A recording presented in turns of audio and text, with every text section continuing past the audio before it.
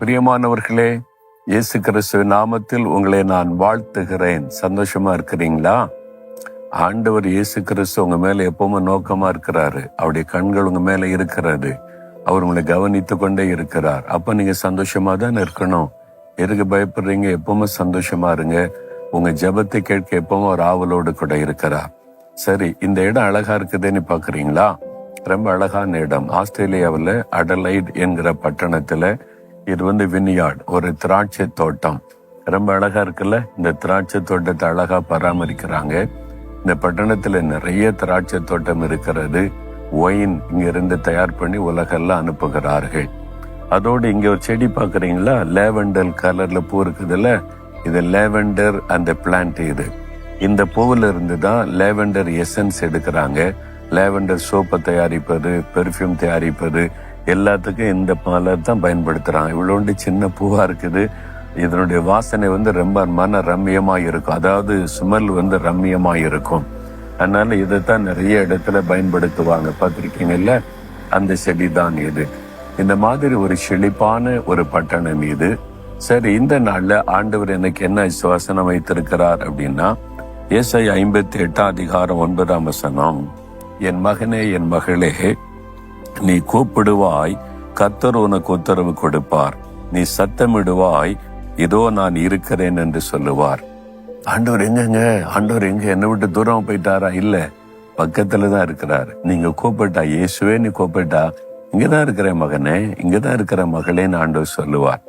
அதனால நீ கூப்பிட்ட உடனே உனக்கு மறு உத்தரவு அருளுவார். ஆனா கூப்பிடணும். நம்ம நிறைய சமயம் ஆண்டவர் கூப்பிடுவதில்லை. ஆபத்து காலத்தில் என்னன்னு கூப்பிடு, நான் உடைப்பேன்னு சொல்லி இருக்கிறார்ல. இயேசுவே எனக்கு உதவி செய்யன்னு கூப்பிடணும். இயேசுவே இந்த காரியத்துல எனக்கு ஒரு அற்புதம் வேணும்னு கூப்பிடணும். இன்னைக்கு ஏதோ ஒரு காரியத்துக்கு கலங்குறீங்கல்ல, இயேசுவே இந்த காரியத்துல எனக்கு ஒரு அற்புதம் நீங்க செய்யணும் அப்படின்னு உண்மையா கூப்பிட்டு பாருங்க. உங்களுக்கு மறு உத்தரவு அருளி செய்வார். ஏதோ நான் பக்கத்துல தான் இருக்கிறேன்னு அவர் சொல்றார். பிறகுதுக்கு பயப்படணும். ஆனா அந்த வசனம் சொல்லுது அப்பொழுது அப்படின்னா எப்பொழுது? முன்னால் உள்ள வசனத்தை வாசித்தா தான் தெரியும். உபவாசம் பண்ணி ஜெபிக்கும் போது உபவாசிக்கணுமா? நீங்க என்னைக்காவது உபவாசம் பண்ணி ஜெபிக்கிறீங்களா?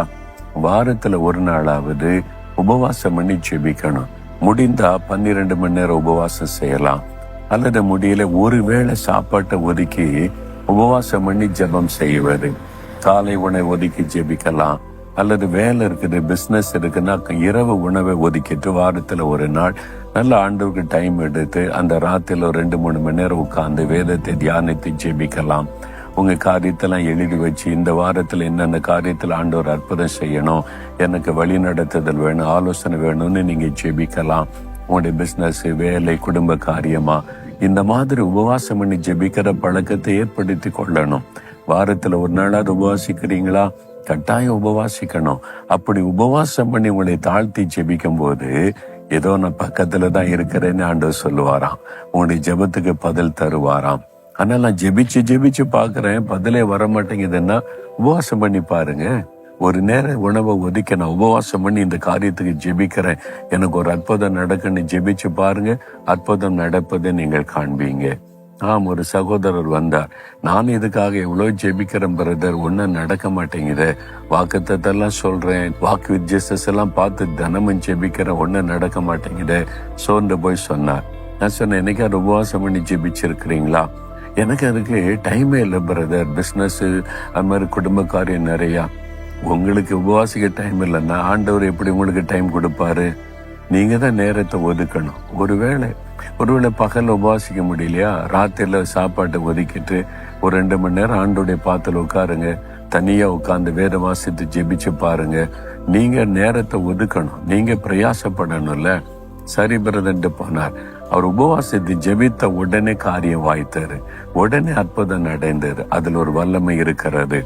அதுதான் சொல்றாரு, உபவாசம் பண்ணி ஜெபிக்கும் போது அப்பொழுது உனக்கு மறு உத்தரவு கொடுப்பேன், உன் பக்கத்துல நான் இருக்கிறேன்னு சொல்லுவேன் என்று ஆண்டவர் சொல்லுகிறார். இன்னைக்கு சொல்றீங்களா, ஆண்டவரே உபவாசத்தை ஜெபிக்க கிருபை தாங்க, நானும் உபவாசத்தை ஜெபிப்பேன், நீங்க பக்கத்துல இருக்கிறீங்க, எனக்கு உத்தரவு தருவீங்க, ஸ்தோத்திரம் சொல்லுங்க. ஆண்டவரே, என் சத்தத்தை கேட்டு எனக்கு அற்புதம் செய்கிற தேவனுக்கு ஸ்தோத்திரம். நானும் உபவாசித்து ஜெபிக்க எனக்கு பலன் தாங்க. நான் உபவாசித்து ஜெபித்து அற்புதத்தை பெற்றுக்கொள்ளுவேன். நான் விசுவாசிக்கிறேன். என் பக்கத்துல நீங்க இருக்கிறீங்க, என்னோட பேசுறீங்க, நடத்துறீங்க. உங்களுக்கு ஸ்தோத்திரம். இயேசுவின் நாமத்தில் ஆமேன், ஆமேன்.